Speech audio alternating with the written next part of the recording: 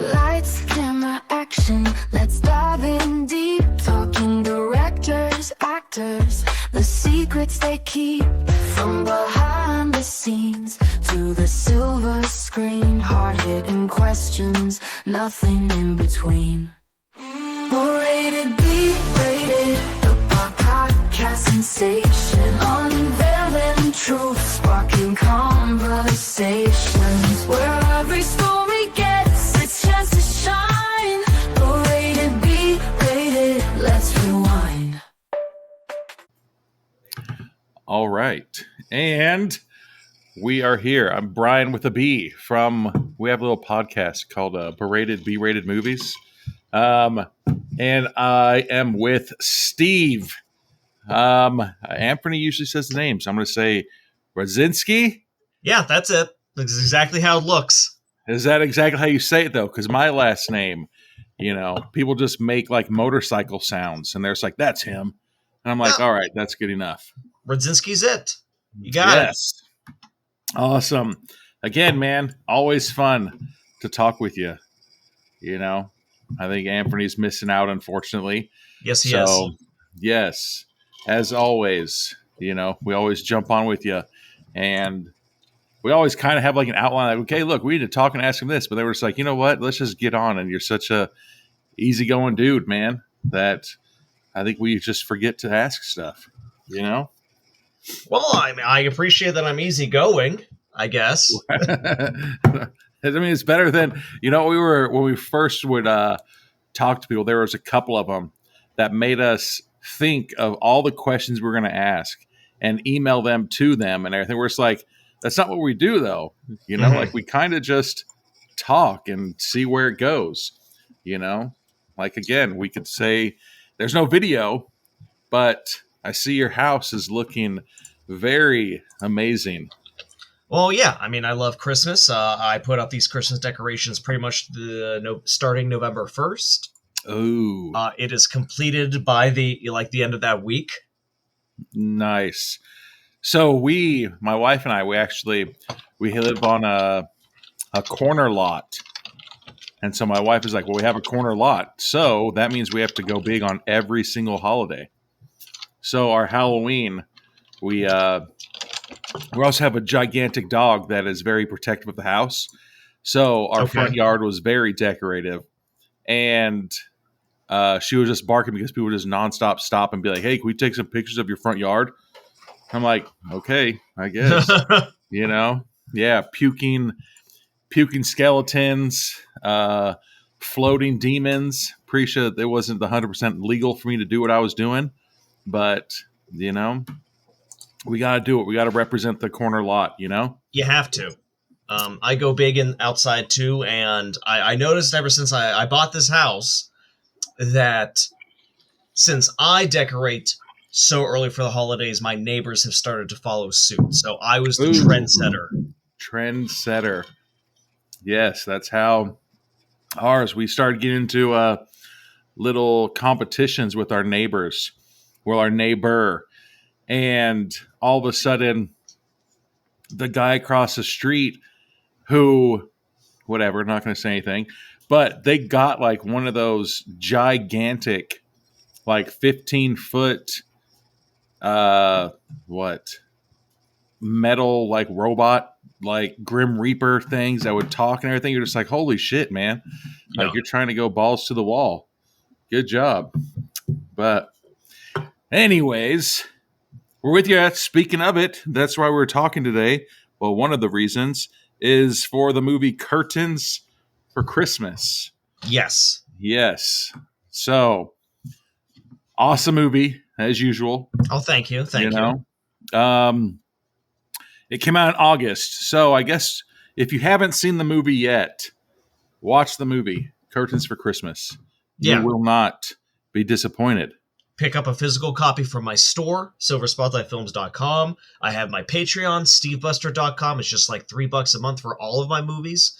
And if you don't want to deal with signing up for a Patreon, if you've never done it before, Curtains for Christmas is also on Prime Video, where you can rent it for a couple of dollars. So it is available in multiple places. The Patreon is worldwide. I know that. I know it's not on Prime everywhere. I'm not in control of that. Like, it's not on Canada for some reason, but it's What? in Australia. Really? That's nuts. I have some friends in Canada. I'm going to have to hit them up and be like, hey, check this out. And they'll have to tell me. That is nuts, man. But do you have a couple questions? Of course. Opening scene. Where's that at? What do you mean where? Like, it is a beautiful looking town with like snow that is just the opening nuts. shot. Okay, well, Yes. the opening scene is Holly with her boyfriend when she kills him. That's just how big of a rookie I am, man. I don't know the the lingo. opening shot, I have no fucking idea. I signed up for a B-roll website because all of the Christmas rom-coms that I'm parodying all buy their footage from the same B-roll website. So Really? I had to buy my footage from that B-roll website. There are several shots in this movie that are the exact same footage as used in other Christmas rom-coms that I have watched on Tubi. No way, really? Yes. Yeah. See, and Anthony and I, we usually pride ourselves of trying to find those hidden Easter egg things, and like B-roll clips. You can normally see where B-roll is, man. But no, I was like, damn, dude, I wonder if that's his like neighborhood. Oh no. Yeah. Because I was like, and then I saw the snow and I was like, holy shit. If that is around his house, like, oh goodness, no. I'm around the Pittsburgh area. When I was writing the script for Curtains for Christmas, I literally put in the script, okay, there's the snow scene. Boy, I really hope it snows once this year so that we could, because again, all the other rom-coms we were poking fun at and homaging and parodying, they so clearly film during the summer when there's like no snow on the ground, or they put like the most fake cotton or the white blanket stuff. So I was like, I want one scene where it's actually us, the actors, in actual snow, dude, just to help make the B-roll stuff seem more real. Yeah. So I'm glad it worked on you. It tricked me. Man, they were going to end it right here. Yeah, no, it was funny, man. And then, let's see. Anthony was talking about how it does feel like a rom-com. It does feel exactly like a Hallmark movie. The people have their lines, and I have in my notes, too, that you always were doing the one-liners, like the little jokes, like, well, can't let a complete stranger, what could go wrong, Yeah. So, those are always fun, man. Basically, I'm a big fan of the genre myself, and when I'm doing something like this, I did it with Amityville too. Like, it's a parody, but it's with a very loving lens. It's not just mockery. It's not me saying this genre stinks. It's this genre is silly. I'm going to point that out with what I'm doing, but I love the silly. Yeah, I think Anthony and I think that we sent it to each other. There was a meme where it's like, scientists have found another story for Hallmark movie lines, and you're like, what? All right, there it is. But yeah, first thing, well, we have watched your movies before, Carousel 2 and 3, and I think that wasn't the first time we talked to you.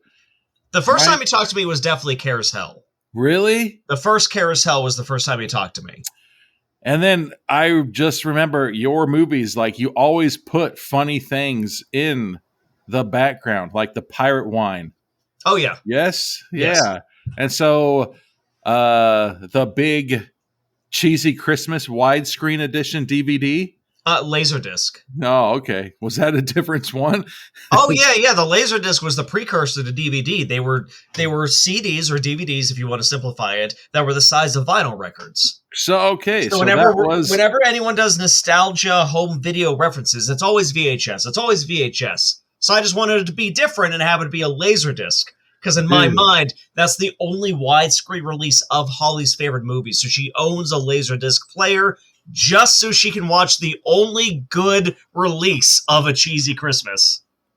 And I'm swinging and missing on this call. I was about to say, really? Laserdiscs are real? I thought that was one of your amazing jokes where you put, even the name of it, A Cheesy Christmas and stuff like that. Well, A Cheesy Christmas is fake, obviously.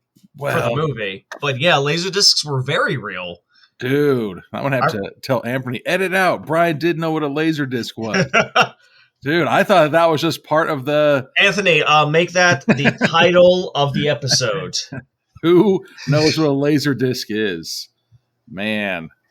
Yeah, I thought that was just one of the normal hidden eggs, man. Man. So then it goes on with, and then I'm assuming, and then I hope that this is right, that Dominic the Rat, which is just hilarious because it's not anything, it's just named Dominic, and he's a rat. But was that because of that movie, A Cheesy Christmas? Well, yeah, right? like he says in the film, like, I'm a personification of your father, but I'm molded by your favorite Christmas movie. And since Cheesy Christmas has talking rats, her conscious is a talking rat. Yes. The practical reason is because we already own that rat suit from Carousel 3, and I wanted to use it again because it makes me laugh. Yes. But there was a story reason for it. And then what? She goes in for a hug, and she gets that fat rejection. Oh, yeah, the firm handshake twice. Yes. We've had to do that a couple times, you know? And again, paying homage to, 80s, 90s movies where she got messed up. He's like, damn, you got Robocopped. Or like, you Robocoped her. Yes. Amazing. So a couple things then. I guess just added to it was that you had it from Carousel, the rat guy. So, some of the stuff Anthony sent over, and we already know the answer. The dialogue between you guys, was it just intentionally like that, or were you trying to make it look like a Hallmark movie? All the dialogue or a specific scene or? Nope, I guess I thought the whole thing was just fun. Again, the entire thing I wrote as a Christmas rom-com. The same thing I did with Amityville Christmas Vacation. I tried to isolate the sort of language that they use in these movies. I tried to isolate the way the lines get delivered.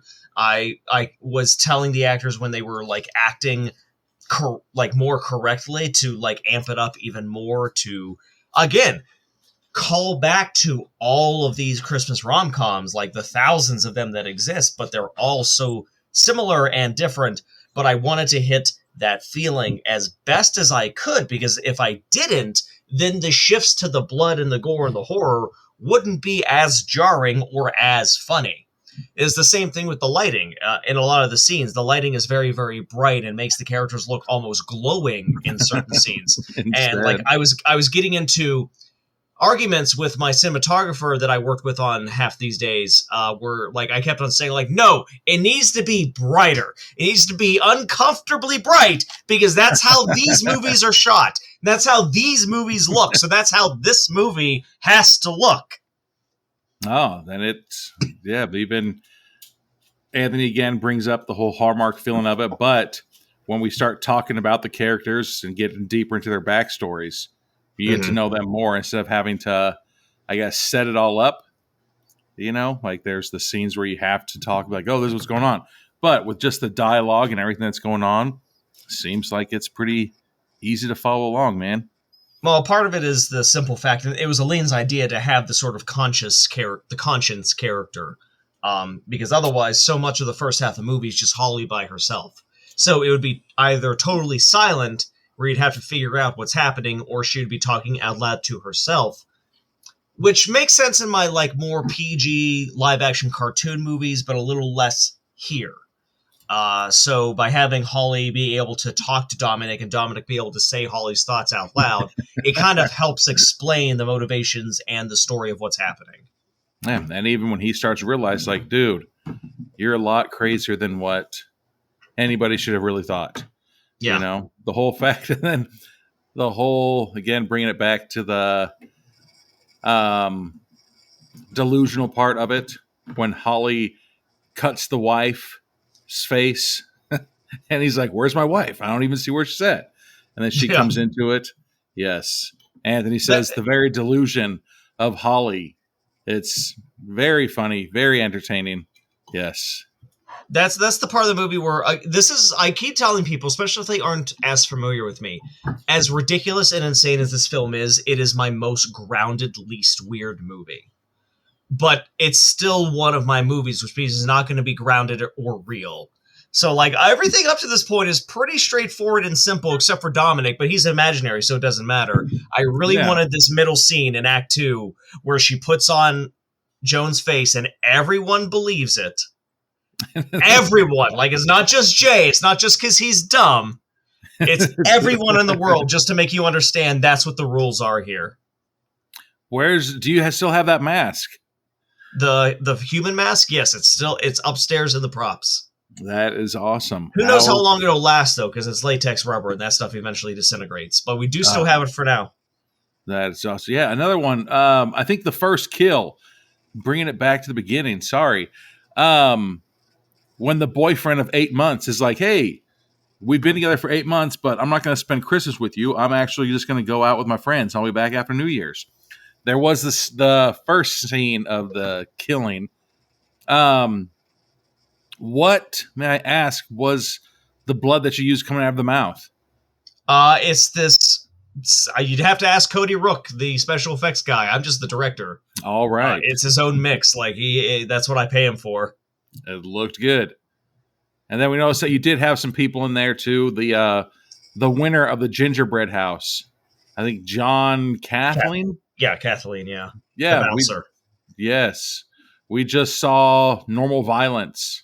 Oh, yeah. Yeah, we just saw Normal Violence, and we were making some funny jokes, and he actually messaged us and was like, hey, this is who I am and everything. We're like, holy shit. And then I think a little while later, we jumped on Instagram Live, and he jumped on with us. We're like, damn.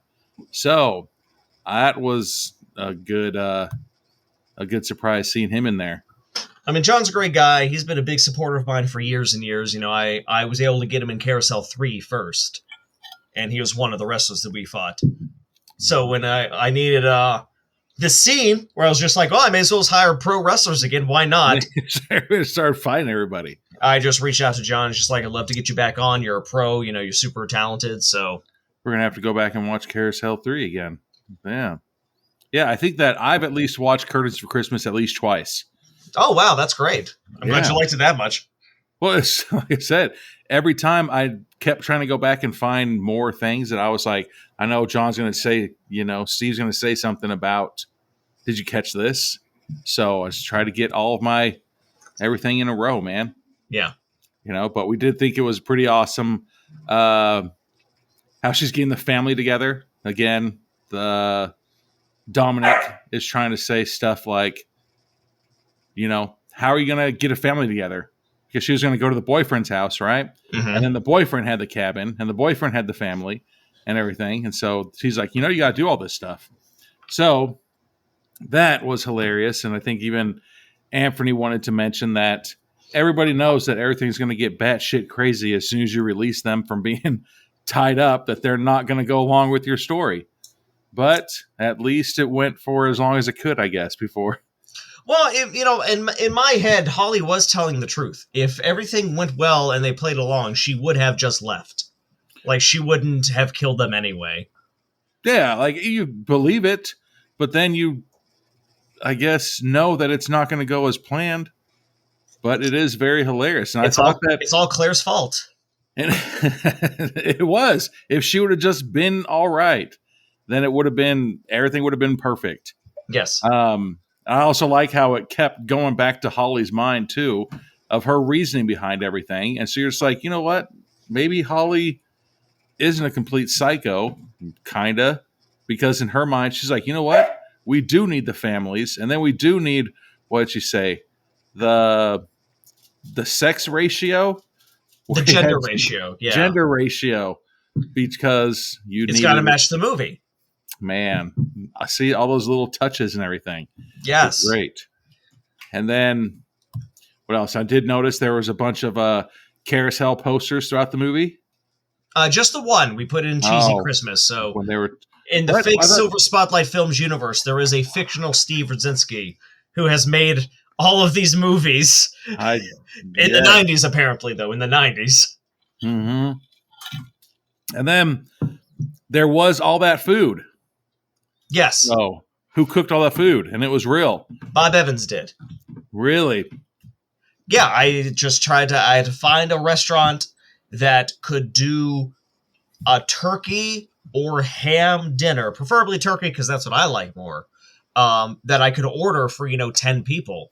And Bob Evans was really the only option if I wanted any food that would resemble, a holiday meal. And it looked good, I thought. The only thing it was missing was like the big bird on the table. Yeah. But screw it. They cut their breast over in the kitchen and brought it over or whatever. Yeah, I was going to think who cooked it. If it was either you or what for somebody. But, all right. Aleen did make lasagna for one of the days. There it is. Lasagna is the best food, man. Jessa Flux is lactose intolerant, and at first she was just like, "Yeah, I might need just something else. Like it can be like super cheap. Like you can just get me something from fast food, but I may not be able to eat it because it's all cheese." I'm like, "Yeah, no problem, Jessa. We got you." And then she was smelling it and saw it, and she just immediately took like a bunch of medicine and said, "Nah, I'm eating half of this lasagna." Dude, we've got a buddy. Hopefully you'll meet him. Very lactose intolerant. I was like, "How bad are you?" And he's like, "I can't even have pizza." I was like, "You can't have a slice of pizza?" Well, that's less surprising. I can't even have pizza. Yeah, it's covered in cheese. I'd assume you can't have pizza. I didn't think it was that bad, though. I can't give him a milkshake, obviously. Yeah, obviously. Yeah, no, we got a couple friends that can't have anything. Are you drinking the Mountain Dew? Oh yeah, the hard Mountain Dew. Yeah. Yes, those. Have you tried the Monsters? Yeah, but I don't like Monster that much. Well, it's not. I don't like Monster either, but there's no caffeine, no stimulants, no nothing. Okay. Do those ones have sugar? 0 sugar. Okay, then I'll try them because that's the thing that I liked about the Mountain Dew is that it's no sugar, no caffeine. Yeah, that's 0 sugar. So my wife has been type 1 diabetic since she was 4 years old. So all the alcohol drinks that we go and get, it has to be no sugar, no nothing like that. Yeah, I hate tea. But right before our call, I smashed a couple teas so I could hopefully not make an ass out of myself. All nervous, But, yeah. And then there was the super surprising scene for me, the daughter scene. Jesus. Yes. Like that scene. I don't want to wreck it, but the daughter does get wrecked. Like that was one of the days I was watching Christmas rom-coms by myself while a little inebriated. And that specific night, like it's something I always kind of knew, but like it wasn't clicking until that night where I went, wait, so many of these like protagonist love interests have a kid. So like I immediately started texting Aleen and just like, hey, so what if Jay has a kid? And I sent it. And then at the same time, I sent and I received a message and it both almost exactly said, and then we kill the kid, right? Dude, so there's been a couple movies where the kids get murked, but I think this is the first movie that the kid gets wrecked like that. So good job on that. There's been other movies where people get wrecked like that, but for the kid to do it, good, man. I think we're starting to turn and being able to do great things like this again. Well, we already brutally murdered a child in Carousel 1, but this time we wanted the kid to not be someone that you wanted to die. But I mean, like everyone wanted Lunchbox to get destroyed, so we run him over, we back up over his head. He goes to the cleaners. We wanted this little girl to be sweet. Yes, that one though was kind of I don't know. Like there's the people that's like, oh, there's a bad guy. If you just shoot them once, they're dead. Yeah, this one it seemed real personal because in Holly's mind, that little girl was the reason why she's not going to be happily ever after. Yes. And just tonight. Like, that's the only delay. Even though she had already been rejected and she got the finger to the mouth. Mm-hmm. God, man. Then I did love, though, every single like Christmas themed kill. Thank you. Know, the candy cane, the CD, the Christmas tree. Really? Big fan of that one. Yes.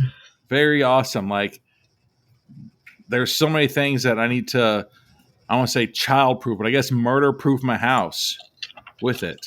Instead of having the fake tree, like, just put it up against the wall so that way it won't be able to be taken apart and murdered. Yeah. You know? And then I think the last of my note again was your amazing credits. You kind of, I don't know if you did that on purpose, gave everybody a heads up, like, hey, keep watching this because it's going to have something happen at the end of it. That's what I took it as. Because, okay. Well, you said in your credits when you rolled it, I watched all the credits because I wanted to make sure that John was John, and I wanted to see if anybody was related to you in the movies and everything like that. And so, I watched the whole thing, and I was confused for a bit because it said in order of appearance. Yes. And then the last person was Nick. Yes. And I was like, God damn it, was he Santa? And I was like, there's no way that he was Santa. And then I was like, wait a second, there's something that's going to happen. Yeah, I've done that in all my films where there was another character showing up in the post-credit scene. I only haven't done it once, and that's because I didn't want to spoil Joe's appearance in Carousel 2. But yeah, like for the post-credits of Carousel 2, Scott Lewis played Larry Lawrence, and so he's credited in the credits if you're actually reading them. And most people would go, wait, what? But a lot of people don't do that, because there's been so many times where I've told people, like for Carousel 2 especially, I'm like, hey, there's a mid-credits and a post-credits. You got to watch both. And then after the fact, they'll be like, yeah, I watched the post-credits scene. Man, that scene with Joe was great. I'm like, that was the mid-credits scene. There was still credits, hence why there's a post after all the credits scene. And that is why, I think we've watched your movies multiple times, because you do these Easter eggs that are hilarious. And if you pay attention, then you do it. I like to layer a lot of stuff, and it's not from a sense of being pompous or thinking my stuff is super important or anything. I just like the idea that there's so many jokes and so many references that it's pretty impossible to see them all just once. Yeah. So then basically buy the movie, because I don't think that these days, remember we were younger? I think I'm probably older than you. When you used to rent a movie, you had as many times you could watch that thing in 24 hours. Is that how it is these days too, with like Amazon? Technically, yeah. If you do rent it on Amazon, you're able to watch it for, I think, 24 hours or 48 hours after you click play the first time. No, I think that every time we talk to everybody, we're just like, dude, just fucking buy it. Yeah. Like, you're going to buy it. Or again, my Patreon, you can like bookmark the links and keep them forever. I don't mind. And I get more money than if you rent it or watch it on Tubi or something. Really? So if you have your Patreon, you get all your past movies as well? Mm-hmm.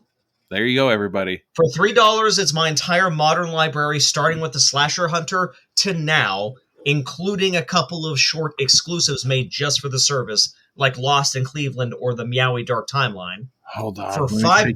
Notes. For $5, it's all of the bonus features that were from all of my physical releases, except for the commentary. I got to keep the physical unique somehow. Also a bunch of my older movies that I made when I was like a teenager that I stopped selling years ago. That's the only way to see that stuff these days. Damn. There's like an HD upscale version of my online series from back in 2008, VG Spoofs. I gave that just a 720p upscale because we shot it in standard definition with some new color correction, so it looks even better. And there's also a bunch of just big exclusive features on the $5 Patreon, like a 2-hour-long retrospective where Bill Murphy and I just talk about the Meowie movies, or the speech award. Like, I name every single reference in the Meowie movies, and like Meowie Halloween is like 50 or something like that, but I really specifically, painstakingly wrote everything down to go over them all. So there's a lot of cool stuff on the Patreon. If you're a fan of my stuff, or you want to try my stuff out, to me, it makes more sense to spend $3 or $5 to sub to my Patreon and bookmark the movies forever and get all the movies than spend $2 to rent it on Amazon Prime and you get one movie for one day. Yes. And you brought up Meowie. I kind of felt bad because I watched the movie with my son after our first talk, and I was like, "Hey, I need like a kind of a kids horror movie." You're just like, "Dude," and I thought it was Meowers, but I did see the movie, and then I saw her Christmas sweater, and it said Meowie, and I was like, "Was that the cat's name?" Meowie? No, it's just the movie's name. The cat's name is Whiskers. Okay, yep. And so I was like, yeah. So that was another one that I wanted to bring up. The Christmas sweater, that was another egg, yes? Not intended. The actress just owns that shirt. She just owns a Christmas sweater. She did pick it says Meowie Christmas. That's a very common Christmas sweater. That's where I got the title for the movie from.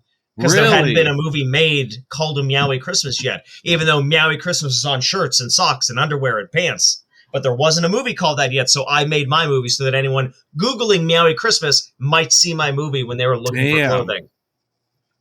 Nice. I thought that you had that Christmas sweater made because you were putting your stuff into those other movies. Nope. Now, the actress did choose that shirt on purpose, though, to reference the movie Meowie Christmas. Too smooth, but she already owned it. Now I'm going to have to go out and look for freaking Meowie Christmas shit. There's other little references, too, like Bruce in the film wears when you first see him, he's wearing a half Hanukkah, half Christmas sweater. And that's because in some interpretations, Bruce Wayne's mother is Jewish. And Bruce Wayne had both a Jewish and Christian upbringing. Okay. Because that's Bruce and Clark, that's who they're named after, Bruce Wayne and Clark Kent. Oh, okay. That's why Clark's mom's, her name reminds Bruce of his mom, but only her name. Say it. Nope. See, it's those little things. I didn't miss that one. Or I did miss that one. Sorry. Oh, all right. So, what? I think that was all about that one. So then we're going into the hard questions again that you're used to. Good. All right. That's what I want. Give me the hard stuff. What do you got working on, man, that you can tell us anything about? Nothing, because this movie just came out. I just released 2 feature films this year. So I'm still selling these movies. That's what I'm working on. Please buy Curtains for Christmas. Curtains for Christmas. All right. And its companion piece, A Cheesy Christmas. That's also on Steve Buster. A Cheesy Christmas? Yes, I also released that as its own feature film. Hold on. I got to take my notes like I always do. We'll have to check out Cheesy Christmas. I know Anthony's like, he was super bummed, man. He was, he's like, are you going to be able to do it? And I was like, yes. Are you? He's like, no. And I was like, all right. He's like, but we really want to talk to him. He's like, he's super fun to talk with all the time. And I was like, yes, I'll jump on and I'll talk with him, But, so I got those other 2 movies now. Anything else that we should be watching soon, recently, anything? Do you just mean anything in general? Yeah, let's go for it. I just talked about this on another show I was just on, but I just found a random Christmas movie from 2012 that's on Tubi. It's some studio thing. It's not an indie thing, but I had never heard of it before. And it's called Finding Mrs. Claus. It's just a PG Christmas rom-com, but the concept really wins me over because it's about Mrs. Claus gets a letter from a kid, and the kid asks Mrs. Claus to help her mom get a boyfriend because dad died years ago and mom's kind of given up her romance to raise the kid, and the kid wants her mom to be happy. So Mrs. Claus takes a potion and gets young and hot and goes to Vegas the same day Santa forgot their 500-year anniversary. So Santa tries to follow her to make it up, but he keeps seeing Mrs. Claus surrounded by all these hunks as she's saying, you're coming up to my hotel room tonight, because she's interviewing them for the lady, but the movie keeps showing it as if all these dudes want to fuck Mrs. Claus, which they do, to be clear, but that is not what's happening. But it is so fun and silly and funny, and it kind of pushes that, like, the PG-13 a little bit more than I was expecting this kind of movie to do. And it's not a horror movie? No, not at all. I mean, that could easily turn into a horror movie. I'm sure anything could easily turn into a horror movie. This one especially. Like, he has all this power and magical, and you're going to try to hit it on and bang his wife? He's just going to sit in the chair. That's all. He's like, okay, go for it. He's just laughing. He's got his cookies and milk while you're banging Miss Claus. Jesus. And then that's where there's like, Brian, you've had enough. But yeah, that was a fun film that I just discovered. And again, it's over 10 years old at this point. But it's on Tubi, so if you want to watch like just a PG wholesome Christmas movie, that one actually has legitimate laughs because there's a lot of bad ones. There's a lot of bad ones, but this one was very pleasantly wonderful. I think all right. So would you, and then you can say no, asking about your personal life. You're married, yes? Yes. You or your wife does more of the get into these decorations? For Halloween, it's her. For Christmas, it's all me. Really? Absolutely. The relationship between Bruce and Clark in this film is my wife and I. All right. Is there a reason? Like is there, and like I said, like my wife's reasoning behind going balls to the wall on all of our decorations is because we live on the corner house and we're just trying to show off. Oh, no. The reason is just I like Christmas. I think it's my favorite time of year. It's my favorite holiday. Growing up, Christmas was nothing special because my mother kept me apart from my father with a bunch of lies, so I might have seen him on Christmas Eve if I was lucky. But then I had to go to her house for Christmas Day, even though there was nothing for me there. She just didn't want me to be with him. She was a nurse when I was growing up, so she bought me a lot of physical stuff, but otherwise Christmas Day was just another excuse for her to like work a double shift, get more hours in, get more money in, while I sat at home by myself playing with toys, with not allowed to have friends, not allowed to have anyone over.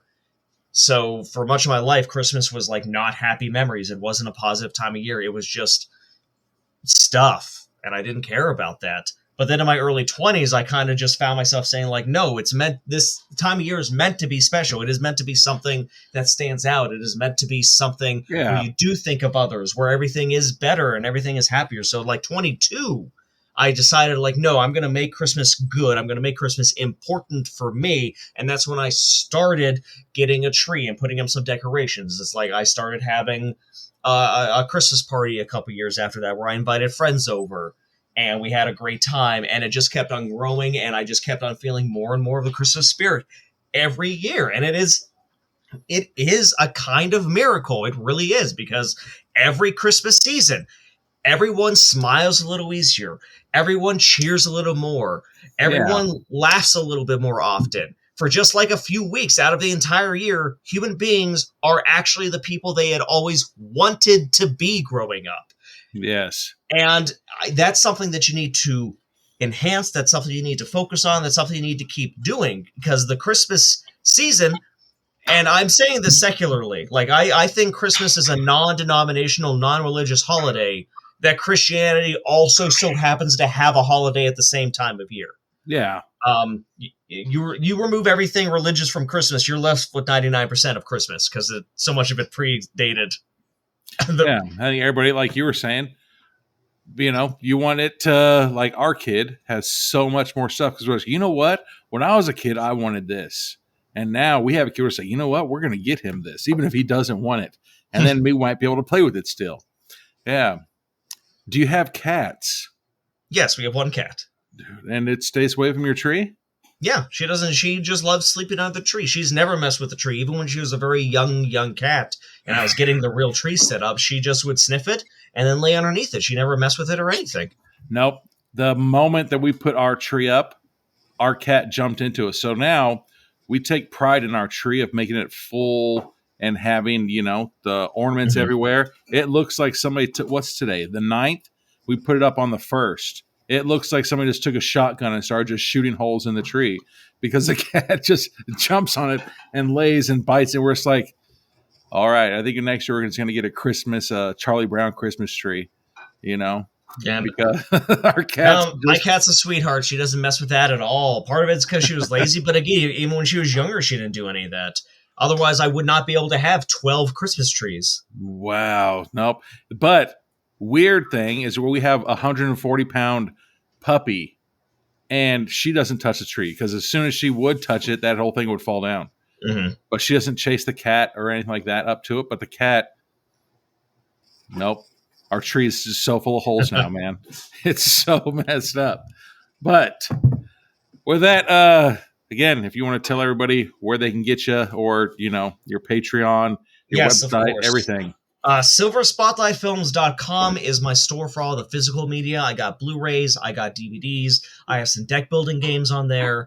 Once in a while, I might do a special thing like I did the Carousel Trilogy vinyl album, which had music from all 3 movies. That was a limited thing I put up earlier in the year. That's gone now, but sometimes I'll put other stuff there. And if you aren't a physical collector, if you don't buy physical or don't have a Blu-ray player, I'm sorry. You should reconsider that with how streaming is going these days. Exactly. But I do have the Patreon, as I said, stevebuster.com. And as I said earlier, $3, all the modern movies, all of them, $5, another 20 plus hours of bonus features, a lot of exclusive stuff, a lot of older films that I don't sell anymore. It's the only place to find them. That the $5 tiers where I've been doing for the 10-year anniversary of all my movies up to this point, where I just have some drinks and watch the movie and talk about my memories and what it was like making it and my motivations at the time, but looking back on it a decade later. And also the $5 tier has Discord access if folks care about that. I know some people like to join the communities and chat and stuff, and we're usually in there. I'm a little busy this month because of the whole curtains thing, and I have multiple theatrical screenings and stuff, but there's other times where we're watching movies or we're playing Jackbox. We try to keep it lively in there. And if you don't do any of that, first I'll say Curtains for Christmas is on Prime Video. Please consider at least renting it. I'm really proud of this film. I think it's really fun. I think it's really special, but this one has been so hard to get people to watch, to get people to care about, because it's just a new IP and people don't care about that. I already know. Really? So yeah, absolutely. This movie is so far a failure.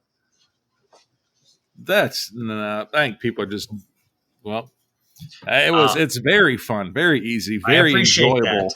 But more people need to see it. More people need to see it. More people need to financially support it, because it's kind of one of those things where this is our first new IP in 7 years. Our last new IP was A Meow Christmas back in 2017. Otherwise, I've been doing nothing but sequels or adaptations. This is the first new thing, and the idea was for it to be a fresh start, to get new fans, to see if our old fans still want to support what we're doing, even if it doesn't have Duke the Unicorn in it. And I'm not seeing that yet. I got to be honest. We're it's not terrible, but I'm a straight shooter.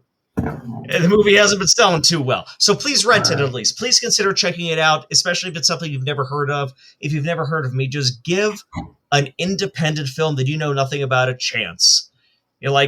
Just go in okay, they made this movie for $12,000. Let's see what that looks like. If you usually watch studio films, see what that sort of super indie, micro budget underground filmmaking looks like, and what we're able to accomplish with the budgets that we have. I get it a lot where people start with one of my movies. They're like, oh, this is terrible. Then they start watching other lower budget stuff. They're like, oh, Steve's wasn't that bad.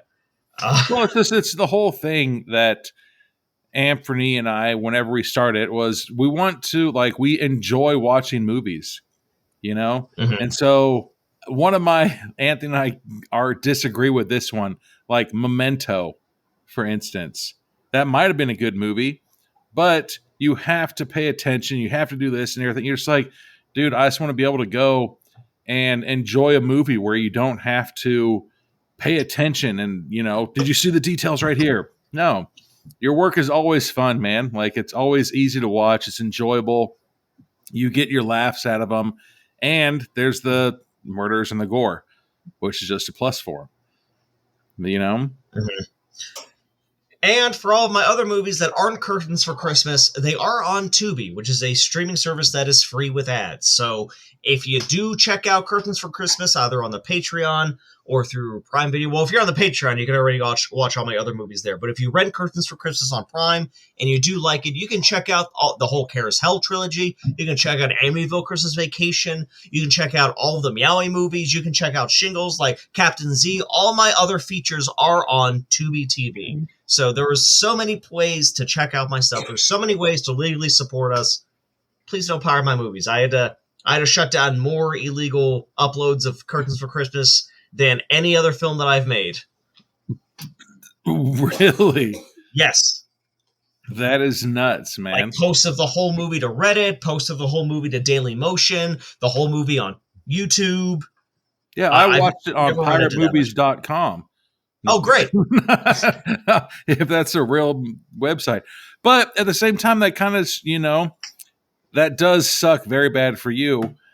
But all those people really, all those people obviously want to watch the movie, but they're just shitty people that are pirating movies. Like, I already am against movie piracy, just period. Yes, just period. 100%. Like, I want to support what I like, and I like movies. To me, it doesn't make any sense, especially with how many options that do exist of legal support, whether it's physical or rental, digital, or streaming. Like, there's so many ways to do it.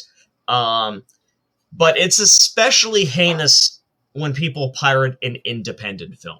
Again, like, I don't make much money doing this stuff. I'm barely paying my mortgage and buying the groceries, making these movies. And when people are unwilling to even just spend $3 1 month to get 15 of my movies and bookmark them. Wow. Like, I've adapted as much as I can. I'm giving this stuff away as cheap as I can. And it doesn't matter. So many people online will be like, oh, it's just about convenience, not money. No, they just want it for free. It's not about convenience. I have every convenient option available, and I still deal with piracy. All of my other independent filmmaker friends that I know deal with piracy. We have people that come up to us at conventions and look us in the eye and say, hey man, I pirated your movie and I loved it. When you making the sequel? And like, it takes all of our effort to not strangle beat the shit out of them. See, I've been doing this long enough that I'm cynical enough that I just reply with like, oh, thanks for not supporting me. Well, I probably won't make a sequel because it's not making enough money because of people like you. Yeah, like, I don't care. 10 years ago, I wouldn't have done that, but these days, no. Like, I'm done. Like, there's no excuse. There's no excuse. Like, oh, well, I don't have much money. Okay, well, neither do I. Well, it's the whole thing. Ever since Anthony and I started doing this, like, we have so many subscriptions to things that I had no idea even existed. But now we have there's Shudder. Oh my God. Anthony sent me something and I was like, I've never even heard of this, but it's nothing but horror movies as well. Mm-hmm. But it's, again, like, even with those ones, like you're saying, it's not that expensive. I think most of them are like $4.99, $5 a month. Mm-hmm. Just don't pirate shit. Those are another things is every single horror movie that you ever watch, the bottom line is just don't be a dick and you won't be fucking murdered. And even at the end of the day, even if someone truly has absolutely no disposable income, which I understand, everything stinks right now. Regardless of what the stats show, I know the economy is bad for a lot of people. Job market's awful for a lot of people. A lot of people are struggling to survive. Tubi is free. Tubi is completely free. And it has more titles on it than any regular person would ever watch in their lifetime. So I'll be a jerk and say, I don't think that person deserves whatever the newest movie right now is for free. But they do have the option to see 56,000 other movies for free right now. Just watch a few minutes of ads, but then some people will use ad blockers and not even do that. So it's a crazy world, man. Just a bunch of haters and a bunch of nerds. Support what you like. It's that easy. Yeah, that's all. Yeah. But, all right, man. Well, I appreciate you jumping on again and shit talking with me. So, of course. Yes. Until next time. Thanks, everybody. Thanks for having me. Rated B, rated the podcasting station.